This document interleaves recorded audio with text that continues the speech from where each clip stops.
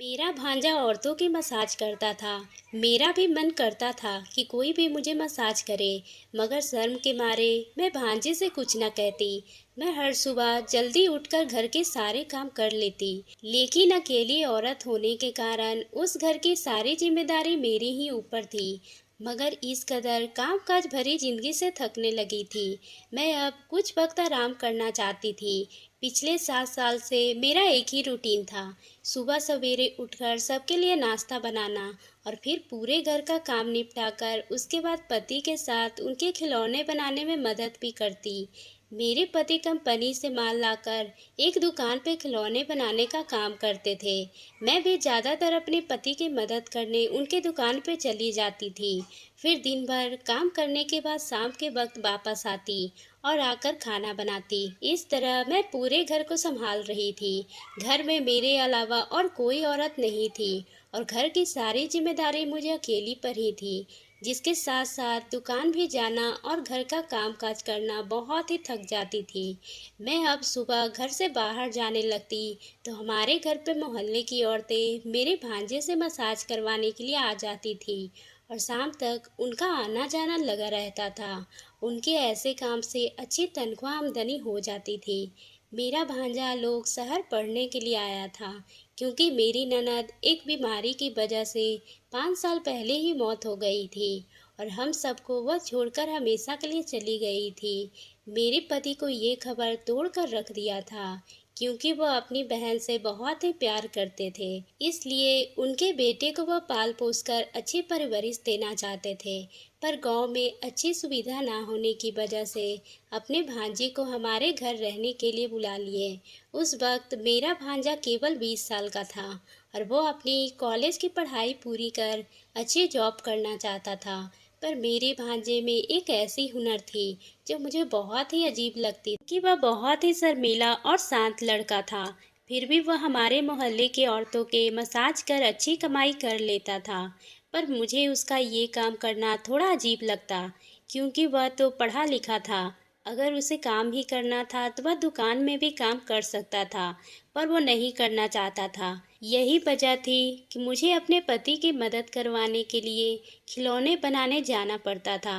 हमारे इलाके की सभी औरतें अपने पति के साथ मिलकर ही काम किया करती थी और उनका हाथ बटाया करती थी। मैं भी थकान से चूर चूर हो जाती थी, पर जब मैं घर का काम करती तो भांजे को देखकर सोचती थी कि काश मैं अपने भांजे से मालिश करवा लूं, मगर हमेशा शर्म और लिहाज से अपने भांजे से कुछ नहीं कह पाती थी, क्योंकि मेरे ससुराल में मर्द से ज़्यादा बातचीत करने की इजाज़त नहीं थी। मेरे पति ने भी मुझे पहले ही दिन बता दिया था कि हमारे यहाँ औरतों का मर्दों के साथ ज़्यादा बातचीत करना पसंद नहीं किया जाता। मैं भी खुद कम बोलती थी। मैं भी ज़रूरत के वक्त ही अपने भांजे से बात किया करती थी। बस खाना देने के वक्त ही अपने भांजे के कमरे में जाती और उसके अलावा अपने कामों में ही लगी रहती। और मेरा भांजा भी ज़्यादातर अपने कमरे में ही रहता था। उसके कमरे के साथ उसने एक कमरा बनाया हुआ था जहाँ पर मसाज करने का काम करता था। मुझे अपने भांजे की समझ नहीं आती थी। वैसे तो वह बहुत ही खामोश और शर्मीला था, मगर मैं सोचती थी फिर ये ऐसा काम कैसे कर लेता है। औरतों की मसाज देने में क्या उसे शर्म नहीं आती। मुझे तो सोचकर ही शर्म आने लगती थी।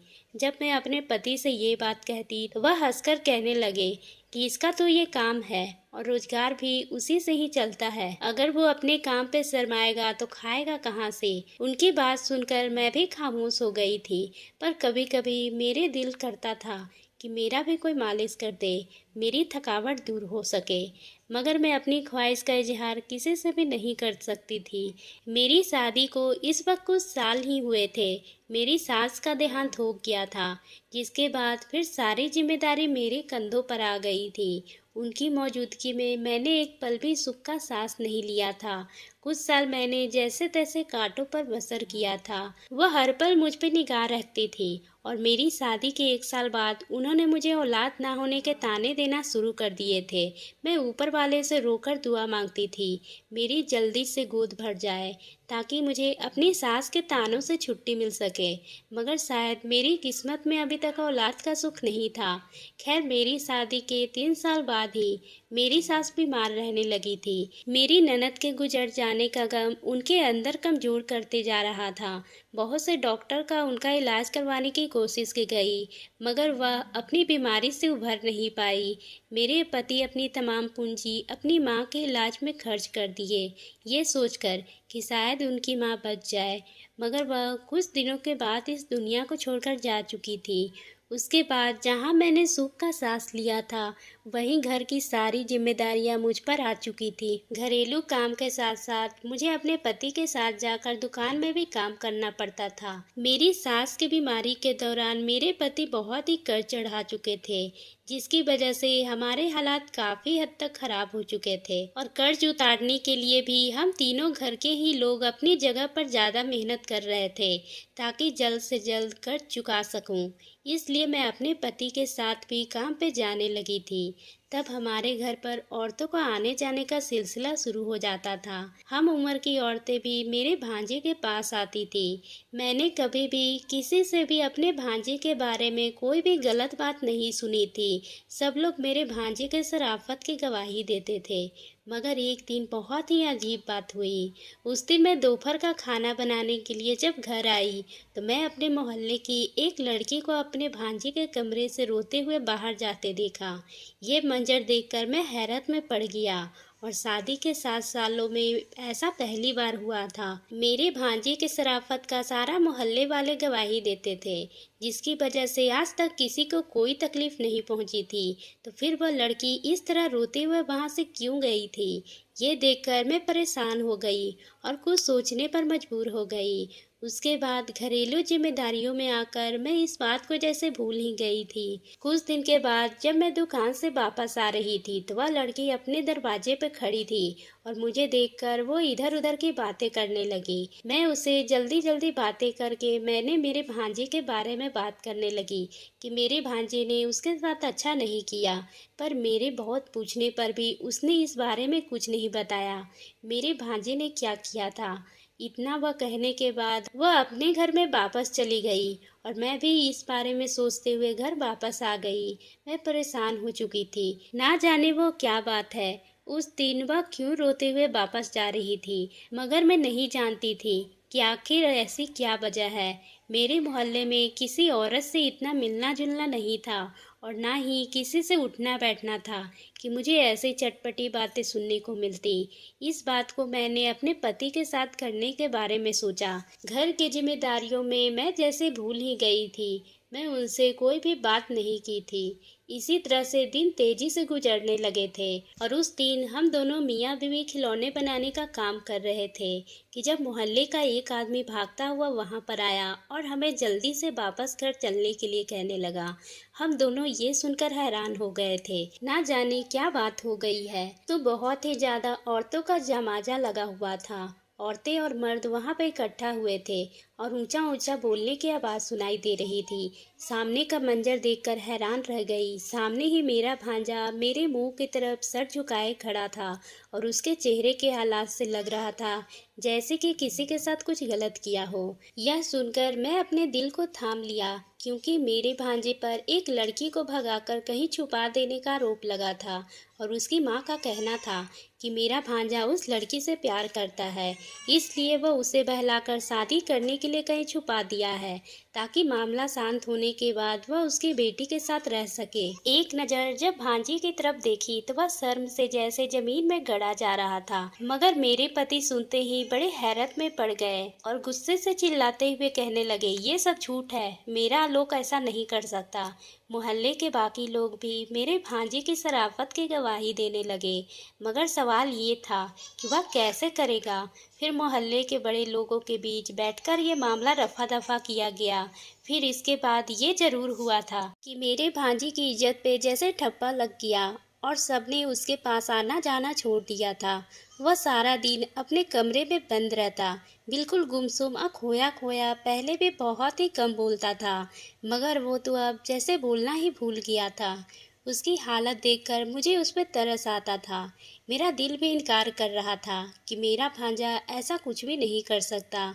मेरे पति ने बहुत ही कोशिश की कि वह उसके साथ दुकान में जाकर काम करे ताकि उसका मन दूसरे कामों में लग जाए, पर उसे दुकान का काम नहीं करनी थी। इसलिए वह दूसरे शहर में ही एक किराए का कमरा लेकर रहने लगा और शहर में ही पढ़ाई करने लगा। हम दोनों मियाँ बीवी अब घर में अकेले रह गए थे। अक्सर मुझे भांजे की कमी महसूस होती थी। मेरे पति भी उसके लिए उदास रहते थे। मैं भी अक्सर यही सोचती थी कि कुछ महीने यूं ही बीत गए और मुझे एक दिन जो खुशखबरी मिली, जिसको सुनने के लिए मेरे 7 साल से कान तरस गए थे।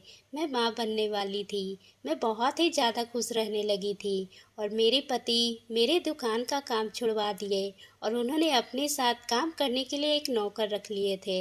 मुझे ज़्यादा से ज़्यादा आराम करने को कहा करते थे। मेरी तरफ से उन्हें भी अपनी औलाद के लिए बहुत ही खुशी थी। हम दोनों इस खुशी से इतने साल इंतजार किए थे और कुछ ही दिनों के बाद मेरा भांजा छुट्टी पर वापस घर आया और उससे मिलने के बाद रोज के मुताबिक अपने कमरे में जाकर आराम करने लगा। अब मेरे पति रात में देर तक दुकान पे काम करते ताकि उन्हें ज़्यादा से ज़्यादा मुनाफा हासिल हो। अब होने वाली औलाद की वजह से उन पे जैसे जिम्मेदारियां और बढ़ गई थी और मैं भी घरेलू कामकाज से बहुत ही थक जाती थी। एक दिन मेरी बुरी हालत थी। मेरे पति अभी तक दुकान से वापस नहीं आए थे, तो मैंने सोचा कि आज आलोक का घर पर ही है, मैं उससे मसाज करवा लूं, क्योंकि बहुत ही थकावट और बेचैनी महसूस हो रहा था। फिर मैं आलोक के कमरे में चली गई। मुझे देखकर वो चौंक गया। मैंने उसे कहा कि अगर थोड़ी देर मेरी मसाज कर दो। तभी वो अगले ही पल मेरे लिए हैरानी सब्र बन चुका था। जैसे आलोक अपनी जगह से उठा, उसके चेहरे पर डर के अंदाज होने लगे थे और वो कहने लगा, मामी प्लीज, मेरे पास एक मामा का ही रिश्ता रह गया है। मैं इस रिश्ते को खराब करना नहीं चाहता। आप प्लीज यहाँ से चली जाएं। आलोक की आवाज़ सुनकर मैं जैसे हैरत में पड़ गई और मैं चुपचाप अपने कमरे में आ गई। मेरा भांजा कुछ दिनों के बाद वापस शहर चला गया। फिर कुछ दिनों के बाद मुझे पूरे मोहल्ले को एक ऐसी खबर सुनने को मिली जिससे हम सबके होश उड़ गए।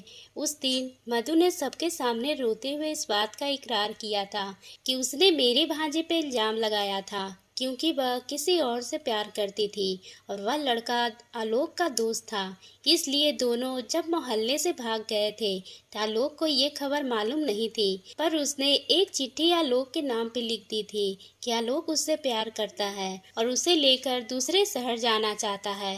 मगर मेरा भांजा एक सीधा और शरीफ लड़का था, इसलिए वह सभी के सामने मधु से उस लड़के की सच्चाई नहीं बताया और सारा इल्जाम सहकर खुद भी सभी की नज़रों में गिर गया। पर ज़्यादातर नुकसान मधु का ही हुआ था, क्योंकि वह जिस लड़के के साथ भागकर दूसरे शहर गई थी, वह लड़का उसे छोड़ दिया और वह रोते हुए अपने घर वापस आ गई थी।